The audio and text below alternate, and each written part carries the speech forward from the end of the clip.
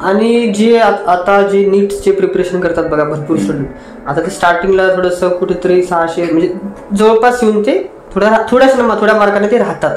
पण ते काय करतात, एक बाबा एवढा आपण स्पेंड केलेला असतो, मग ती अजून एकदा वर्ष रिपीट करतात.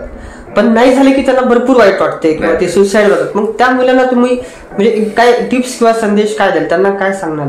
नीट मध्ये तर मी स्वतः बायोलॉजी विषय शिकवतो. आमच्याकडे फिजिक्स साठी एक्सपर्ट फॅकल्टी आहे. आमचे बंधू ते पण केमिस्ट्री घेतात. आता आम्ही नीट मधला तर खूप जवळून अनुभवलेलं आहे की बरेचसे विद्यार्थी प्रिपरेशन करतात. आता कसं आहे, नीट मध्ये 3 विषय फिजिक्स केमिस्ट्री बायोलॉजी. बायोलॉजी मुलांना आवडीचा असतो, अंडरस्टँडिंग मध्ये सोपा असते. केमिस्ट्री थोडा मीडियम असतो. मेन असते फिजिक्स म्हणजे त्याच्यात मॅथमॅटिक्स जास्त असतो आणि सर्वसाधारण मुलांना तो विषय फार अवघड जातो. तर त्यासाठी काय आहे की विद्यार्थ्यांनी प्रयत्न केले पाहिजे. पहिले बायोलॉजी केलं पाहिजे, चांगलं बायोलॉजीला स्ट्रेंथ बनवली पाहिजे, मग केमिस्ट्री, मग फिजिक्स.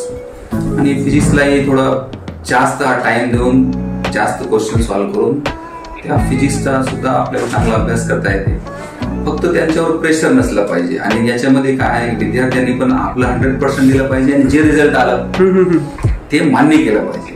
म्हणजे डिप्रेशन खच्चीकरण नाही झालं पाहिजे किंवा पालकांनी नाही केलं पाहिजे. त्याने स्वतःला कमी नाही समजलं पाहिजे. हा महत्वाचा मुद्दा आहे.